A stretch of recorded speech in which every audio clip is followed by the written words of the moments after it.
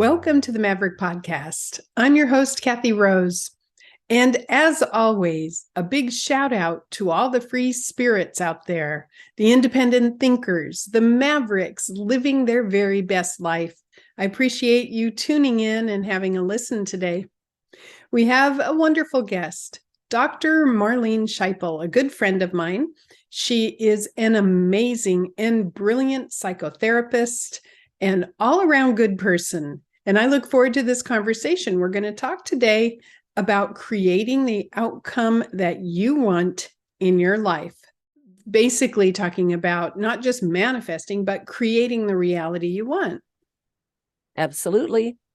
Because it's your life. You want to have in your life those elements that are important to you. So exactly. And the thing that tends to get in the way of that is our own unwillingness to give to ourselves. Okay, let's talk about that for a minute. Because I have a lot of clients who have bruises or traumas around receiving.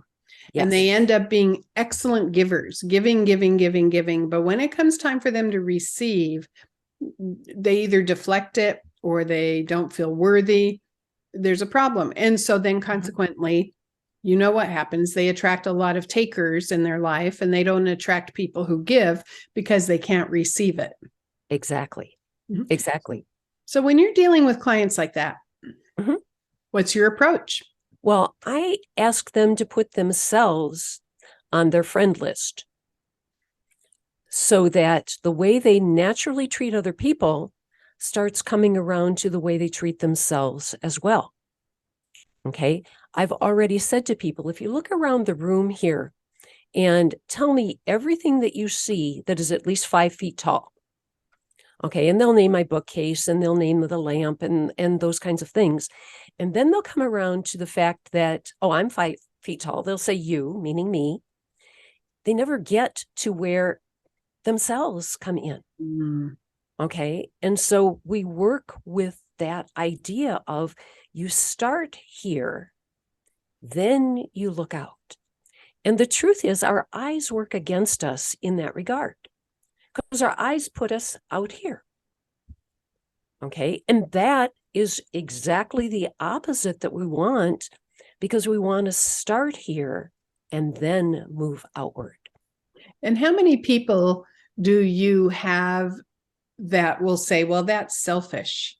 Oh, 99.9% of the people I'm working with on this will say that's selfish. And then we look at, okay, so what is selfish? What is selfish? What is self-care? And where did you get that idea?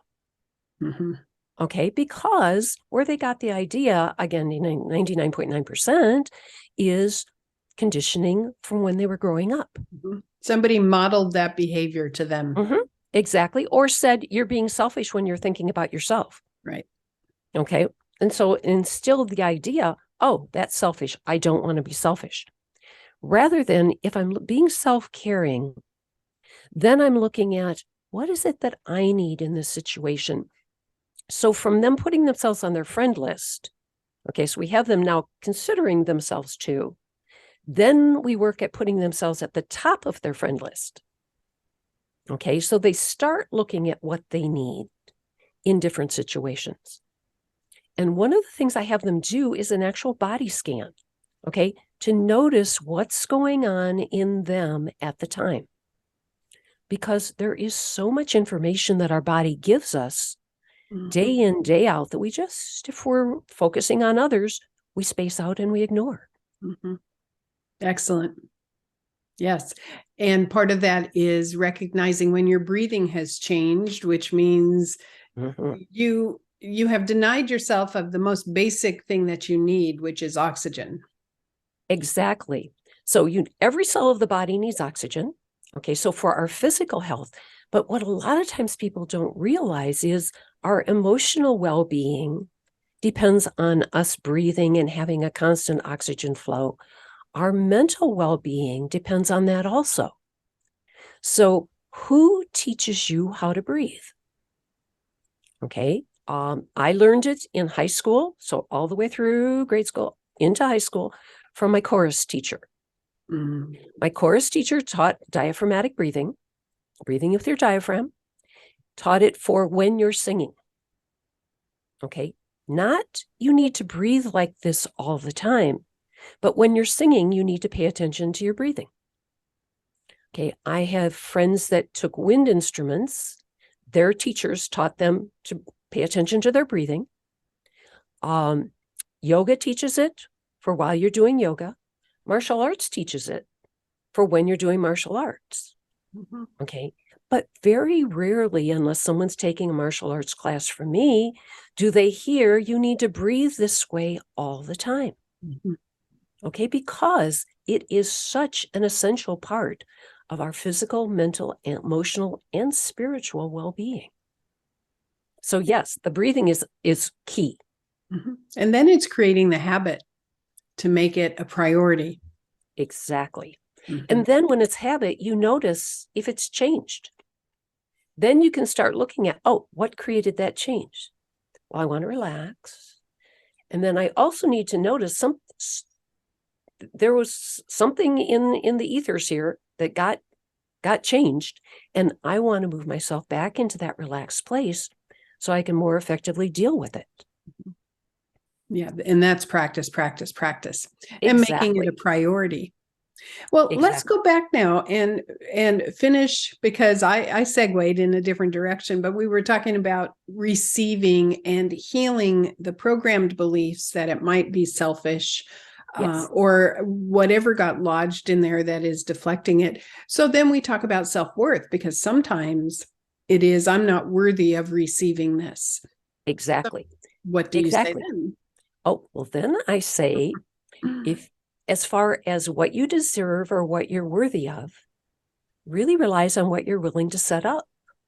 You create the deserve. You create the worth. You're willing to set it up. You've created by that very action that you deserve the outcome. Okay, there's not a disconnect. You've established that.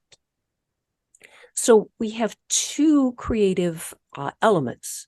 We've got the subconscious mind, and the subconscious mind is the deep part of your mind. Kathy mentioned that I work with hypnosis, so it's subconscious mind that is being involved there. But the subconscious mind takes what you're saying to yourself, and its goal is to create it. The subconscious mind is set to create what we tell it. And therefore, if you're telling it positive direction, it's going to create positive direction for you. Positive outcome, it's going to create positive outcome for you. You're telling it doubts and fears. It's just as very effective at creating doubts and fears because it thinks that's what you want. Its task is to create, and it's using what you tell it to do that. Okay, so that's one kind of the micro look at that. The macro look, the overall look at creating, has to do with the universe. And the universe is set in much the same way. If, in fact, you set out to align with what it is that you want in your life, first it takes your clarity, you knowing what you want. But once you've created that clarity, then setting out to the universe, here's what I want. And then relaxing to let it come in. So for example, if you go into a restaurant, you ask to see the menu. Okay, they give you the menu. You look on the menu, decide what you'd like to have, and you order it. And you'd like that medium well, and you'd like to have some dressing on the side. Okay, so you order it. When you're waiting for the waitress or the waiter to come and to serve it, what are you going to receive? You're going to receive what you ordered. Okay, it's going to be medium well, and it's going to have the dressing on the side because that's how you ordered it. And that's what we want to look at to the universe as well. We want to be really clear. Here's what I want. And put in your order, and then open up to allow that to be what's served. I give a lot of assignments. I give a lot of homework, and they come back and they haven't done something. then we get a chance to talk about, okay, you told me you wanted this. Now you're doing this. So actions speak louder than words. What are you telling yourself? And we get to clear that up, okay, in a really ongoing way. Mm-hmm. So they do expand to bring in what it is they're looking for. So there is an accountability. Absolutely. They have to be accountable for what they say they want. Yeah. And that is so important. The kind of therapy that is only talk, review your past. Mm-hmm. And I know quite a few people who do that. It wouldn't be the preference I would have, because when you go into your past and you say it over and over and over, you're telling yourself the same story. I understand sometimes you need to review the past in order to get clarity, but when you repeat it so many times, it seems like it ingrains the trauma or the story. What do you have to say about that? Well, it depends. Is that for them to better understand the dynamics that were going on, so that they can extricate themselves from it? Okay. Is it because they feel like they were victims, and so they're going through the same old story to try and to get sympathy? People don't tend to come to me for sympathy. Mm-hmm. Okay. And so consequently, I'm happy not to oblige there, because they have a lot of other people in their lives that are providing that. Okay. But then I'm really able to work with them on what they're creating and how the limbic system does, in fact, kind of just create a cycle, and it repeats and it repeats and it re-traumatizes and it re-traumatizes, and doesn't move them into a space to get resolution. Okay, so we talk about how the brain works in that regard, and what's necessary, one huge thing being breathing, because so often what happens when they're telling their story is they stop breathing. Now they really have just put themselves right into that same cycle, and they stand to re-traumatize. They keep breathing while they're telling the story, and they tell the story as a past experience. Then we can start moving them out of that experience and into, okay, now in your life, how do you want to conduct yourself differently so that you're not repeating those patterns? That you're not treating yourself the way you thought that person who was victimizing you was, and you start treating yourself in a kind and loving way that you deserve because you set it up that way. Going back to what we started with, be your own best friend, support yourself unconditionally every single time, and make that a priority also. Exactly. No, exactly. So let's talk about the self-fulfilling prophecy. Yes. Mm-hmm. What about it? It is a very simple equation. One of the quotes that you said to me years ago that has stuck with me, and I created a meme about it, and I talk to a lot of people about this, which is, be mindful what you tell yourself about a situation, because you get to be right. That's right. Every single time. Exactly. Every single time. And that's your subconscious mind's activity. Remember, it is just creating what you told it. Mm-hmm. That's the essence of self-fulfilling prophecy.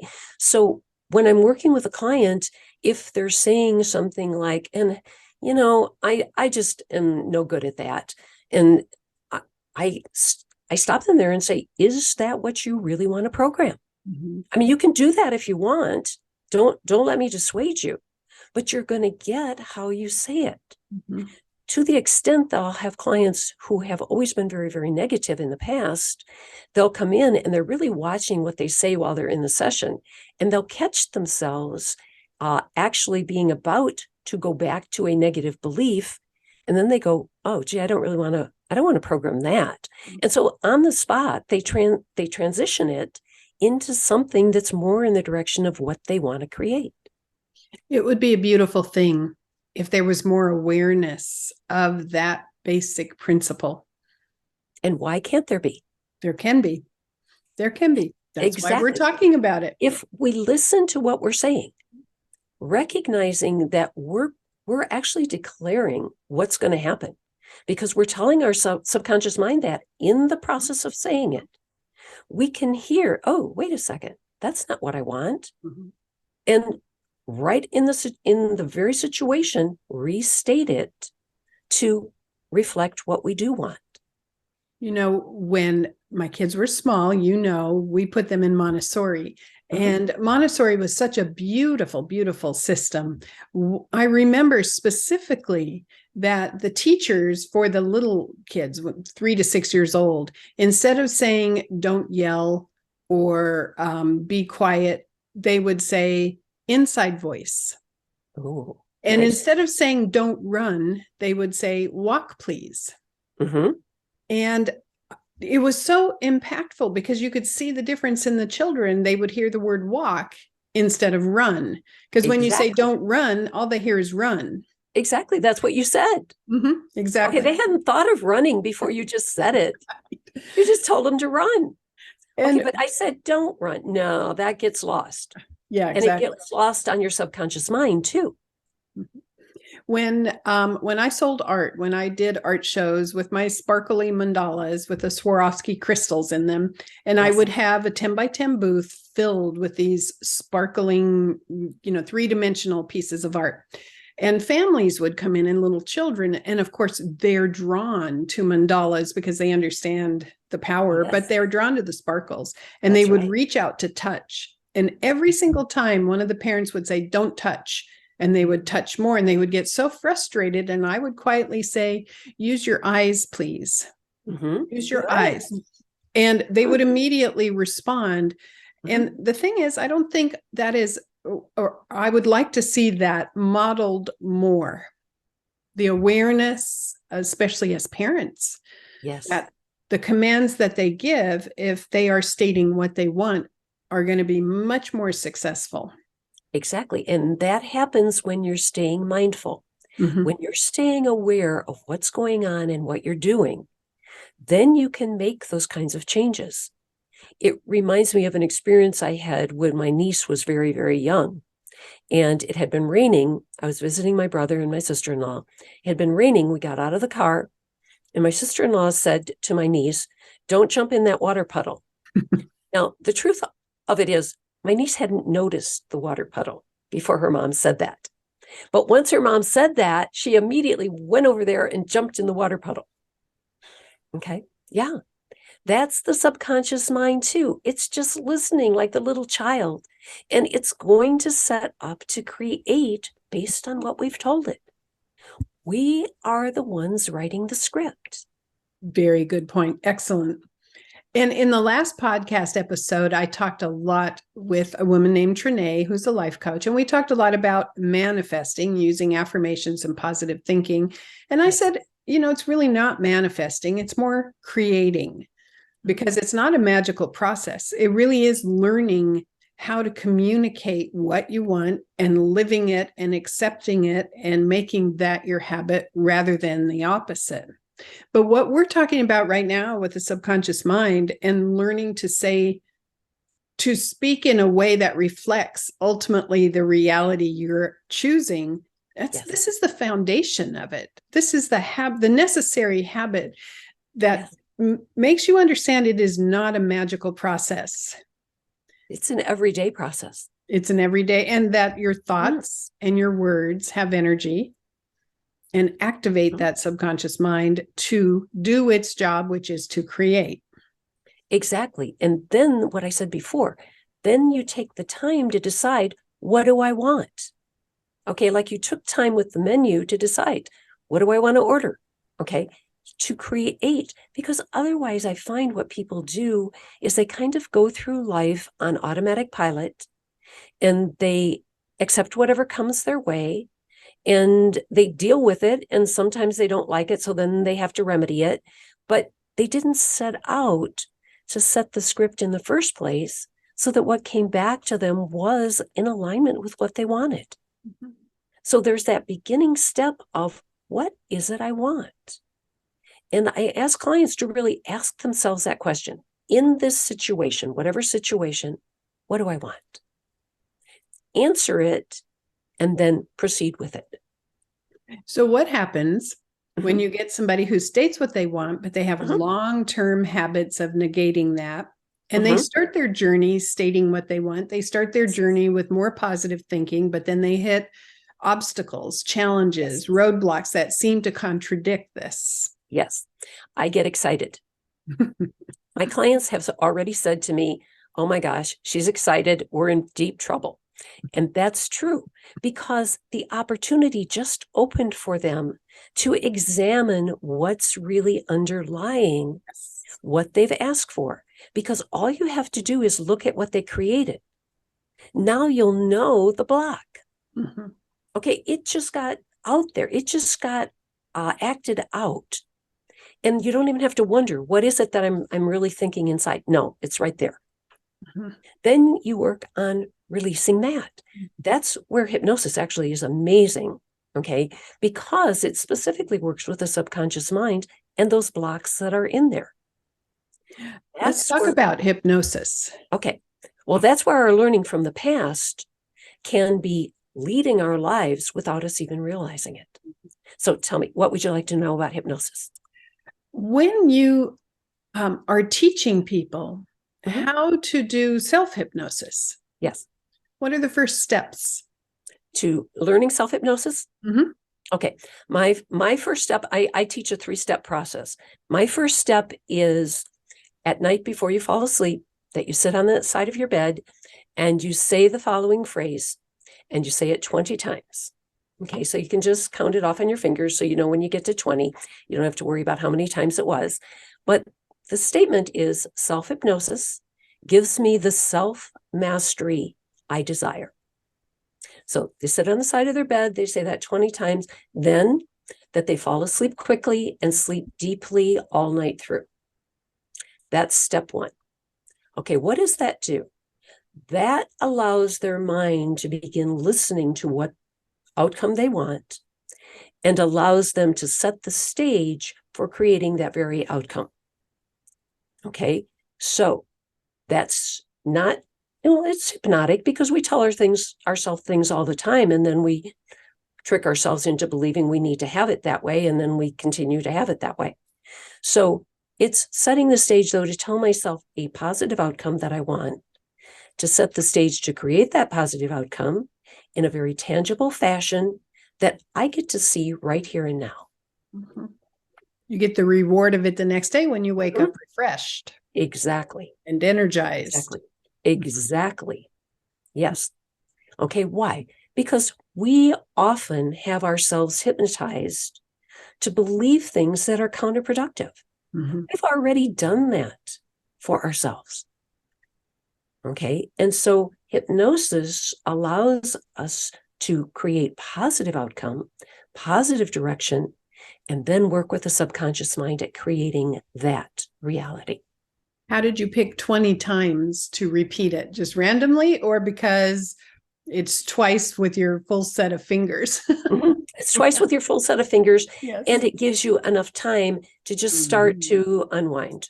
Just saying that, if I do it with someone in my office, we already have the setting that they're relaxed here, and I've given them the direction for that. That helps them move right back into that space. Yes. Mm-hmm.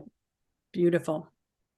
I experience this with astrology when it comes to Mercury retrogrades, because the most common, since social media came about and so many astrologers use social media to market, there is a phenomenalistic part, and fear tends to sell.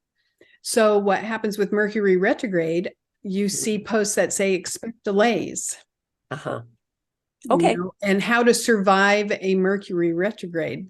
And I started a campaign to say, release your fear of Mercury retrograde. Mercury might be retrograde, but I'm not. And so this would be sort of like embrace Mercury retrograde? Embrace it. But to also say Mercury retrograde can be incredibly productive, because what people were getting programmed in their minds about is that, oh, this tiny little planet in retrograde phase is going to cause my computer to break. It's going to cause all my travel plans to go awry, and bad things are going to happen. And it became so ingrained in most people's lives, where even if they hadn't studied astrology, they would hear Mercury retrograde, and then they would start to manifest that. Well, exactly, because you get to be right. Because you get to be right. I said, why would you want to link a simple planetary phase with expect delays? I would expect something fabulous instead. Yes. And for a long time, I got a lot of pushback. Oh, and did that stop? It is starting to shift. Oh, it is starting to shift. Yeah, where more and more people are, because what they would also do then is say Mercury retrograde is 3 weeks, but there's a shadow period for a week before, and there's a shadow period for a week after, making it 5 weeks. And I'm thinking, well, how can I turn that 5 weeks into something fabulous instead of something negative? Exactly. So I'm just going to program for that 5 weeks. It's going to be great. Exactly. And what have you experienced? More and more people are understanding. Part of this is, and the reason I wanted to talk about this is because sometimes you just need to reframe how they're seeing it. So reframing it from things falling apart and technology going awry to productive, being productive, instead of framing the fear, you frame the success over and over and over again. Well, the other thing you're doing there is it can be that they never thought to look at it differently. And now you're proposing, hey, there's a whole different way you could look at this. And now you've introduced the idea, and that then opens many, many doors. So good job. Thank you. And in the end, they get to choose which dynamic they want to have. And, that's the empowered part of ourselves. And that's the Maverick statement. This is the Maverick Podcast. And by the way, let me reintroduce. This is Dr. Marlene Shiple, amazing psychotherapist in Phoenix, Arizona. And what I love about what you do is that people can schedule a session with you from all over the world. Absolutely. The virtual technology now is just fabulous. And that's fun for me too. Exactly. Yeah. People that sometimes I would have only met on the phone, with video conferencing, I can see them and have that connection as well. So yeah, that is a lot of fun. So going back to self-hypnosis. So you start off with them teaching themselves it really does work. Yes. Then how do they take it to the next stage? Okay. So the second step then is them actually hypnotizing themselves. So the direction that I give them for that, and you can hypnotize yourself probably 35,000 different ways.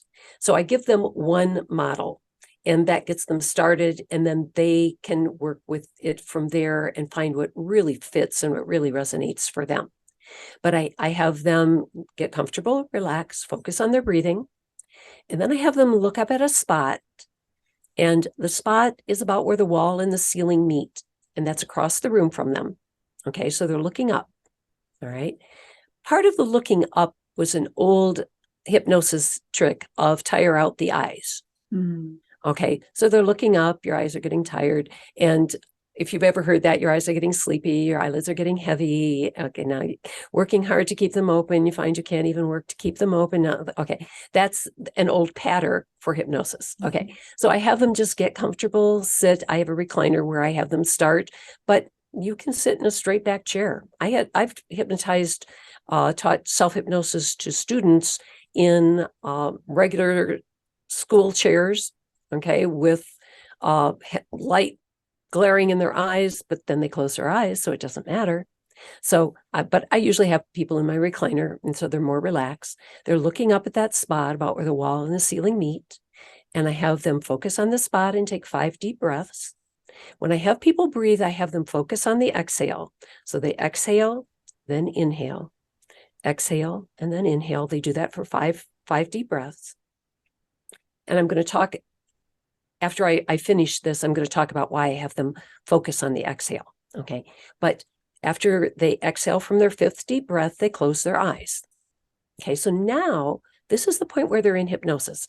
I introduce this after I've hypnotized them, so that they know what it is that they're about to experience. Okay. Then I have them count slowly from 50 to 1. And mostly I pace that with them. So they exhale, they inhale, that's 50. They exhale, they inhale, that's 49. And I count down for maybe 45. And then I have them just go on their own all the way down to 1. When they reach the count of 1, they just let me know that by signaling. Then we count quickly to 5. 1, 2, 3, 4, 5. That's their signal to awaken. All right. That exercise takes about 4.5 to 5 minutes. Mm-hmm. Okay, now the truth is you can hypnotize yourself for as long as you want. But I had clients argue with me successfully that they didn't have 20 minutes, a half hour, 3 times a day to hypnotize themselves. So I helped them create a 5-minute version so that they could, in a total of 15 minutes, throughout the day, 5 minutes, 5 minutes, 5 minutes, use the exercise to keep that state of relaxation, that state of calmness, where they wanted their life to be throughout the day. Okay, so that was the second stage. I said I would explain why the long exhale. The exhale, and especially an elongated exhale, allows us to access our parasympathetic nervous system. Okay, so the autonomic nervous system, we have the central nervous system, brain, spinal cord. The autonomic nervous system is the parasympathetic and the sympathetic. Now, the sympathetic is the fight or flight. It's sympathetic, gets geared up, blood pressure increases, heartbeat increases, insulin is released, adrenaline is released. We're ready to flee, to fight, to handle the situation. Okay. After we've gotten worked up in all of that, we need something that brings us down. Mm-hmm. And that's where the parasympathetic nervous system comes in. Mm-hmm. So the parasympathetic nervous system brings us back to homeostasis. It brings us back to balance. So if we start by exhaling deeply, we automatically move ourselves back to a more relaxed state right from the start of our breathing. Okay, then our breathing can be more effective, and it helps prevent that traumatization and that re-traumatization because we've moved into the parasympathetic nervous system. I love it when it's explained in steps. Okay, good. So, and I like doing that. So that works really, really well. Okay, so that is the second step. All right, so I have them in that step just working with suggestions I've already given them. Okay, they are doing this technique. They are actually teaching their subconscious mind 5 minutes because after this second step, they aren't going to count anymore. So with the counting, they're teaching themselves the 5 minutes and helping themselves to learn how to focus and be in the hypnotic state for that period of time, becoming comfortable with it. That sets up the third stage. So the third step in self-hypnosis is where they give themselves suggestions. Mm-hmm. So here, the suggestion part is a conscious mind process. We don't want them going subconscious mind, wake up, do conscious mind. Subconscious mind, wake up, do conscious mind. We want them to do the conscious mind stuff first, then go into hypnosis and be in the subconscious. So I have people create their suggestions before they begin. Suggestions stated in a positive way as affirmations in terms of themselves, I or my or me, and in the present tense. Okay, so they decide what it is they want to work on. If someone has come to me to stop smoking, okay, I breathe and relax and feel completely satisfied.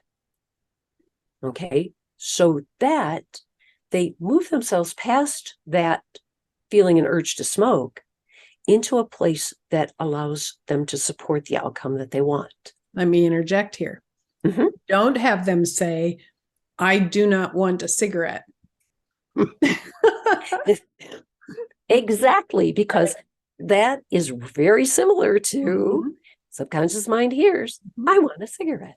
Or even I release smoking because they still hear the word smoking. Exactly. Mm-hmm. Exactly. So that being said, so we have them actually construct what their first suggestion is going to be, so they have practice in that process. Okay. Then I have people repeat the suggestion 5 times. That's just to implant it in their mind. Okay. Then once they've done that, they allow themselves to relax, focus on exhaling and breathing, look at their spot, take those 5 deep breaths, then close their eyes. Now, when they're in the hypnosis, because that's the point where they go into hypnosis, they're going to continue to focus on their breathing. They're going to continue to repeat that suggestion over and over and imagine themselves in different situations carrying that idea out. So they now get practice, they get rehearsal in the outcome that they're looking for. Because I found that many times if people haven't done something, they don't even know what it's going to feel like when they do it. So getting some practice in that makes it feel like this is a comfortable action and it's easy for me to follow through. And is the practice visualizing it or visualizing and feeling it? It's whatever feels right to them. Right. Okay, so it's whatever resonates for them. It's getting, though, that rehearsal that feels comfortable. Okay, now they've practiced the 5 minutes, so they're going to know when 5 minutes is up. And what tends to happen is either the room gets brighter, so their eyes are closed, but the room gets brighter out here, and they realize that. Or, it must have been about 5 minutes. They'll be thinking that to themselves. All right. When that happens, I have them count quickly to 5. That's their signal to awaken. Okay, so those are the 3 steps. Now people can gear the self-hypnosis to anything they want to work on. They can change it each of those 3 times. They're doing it 3 times for 5 minutes each day. They can keep the same suggestion all day. They can keep it all week if they want to. That's up to them and what fits for them to create the outcomes they want. Beautiful. And it is. And the result is amazing. Working with people to stop smoking, I did my own research on that with my clients. 92.5% of the people that I worked with became non-smokers. Okay. And when I would have reason, I stopped after a year just because I ran out of time to continue talking to people and calling and checking. But when they would come back to me for something else, I would check with them. They were still non-smokers. So consequently, I was curious, what was the other percentage? Okay, so what comprised, so that was 92.5%. What comprised the other percentage? So that 7.5% of the people, why did they go back to smoking? And it was very intriguing because it turned out to be they never stopped smoking for themselves. Someone else was pressuring them. They wanted to do it for a fiance. Yes, and it was not their own idea and something they were behind for themselves. And that made all the difference in the world for them. I had some of those people come back to me again when they were ready and they stopped. Okay, because it had to be that, what do I want right now? You're going back to what you said in the beginning. Yes, choose what you want. Answer. Exactly. And so if I say, this is what I want, and I affirm it, okay, and I'm clear, I've set that and I'm clear. Now I can go around doing other things while that starts coming to be. I don't have to do like the farmer, you go out and you plant a seed and then you water it. And the next day you go out and it's still just damp soil. And so you wonder if anything's happening and you go, no, I can't dig it up. So you go and then you come back the next day and it's still damp soil. And so then you decide you're going to dig it up. And sure enough, it was this little seed. It was starting to come through, but you dug it up. And so now it's not going to become anything. But yes, no, you have to plant the seed, make sure it has sunlight, make sure it has fertilizer, make sure it has water, and let it come to fruition. Trust the process. Exactly. And we're not on a speed contest. This is not a race. This is our lives. So it can take the time it takes. I have worked with clients who are looking for a job, okay, getting really, really depressed and negative about not having found one yet, until we start working on all of the things in the background that need to come to be for this to be their last job. You don't want to be doing this process again in 6 months. And to a person, they find a job that's amazing for them. But it's not by digging up the seed. Mm-hmm. It's by letting it grow. Oh, I hear a lot of anxiety in people. Okay. And that anxiety process sometimes jumps the gun and is focused so much on the future that they're not remaining in that present moment to allow it to happen. Sure. But the problem with the future is it's not here yet. Exactly. We can't do anything about it yet. Mm-hmm. It's this moment that we have say about what we want to experience. We flood it with fear and doubt. We can experience fear and doubt. We flood it with love and care and joy. We can have love and care and joy. We get to choose. It's our life. Yes. We're the ones that write the script. Mm-hmm. Excellent.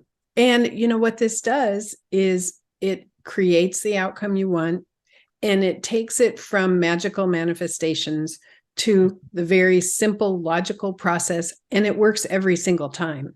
Exactly. If it worked once, it works again and again and again. And sometimes it's just reminding people, did you make a wise decision in the past?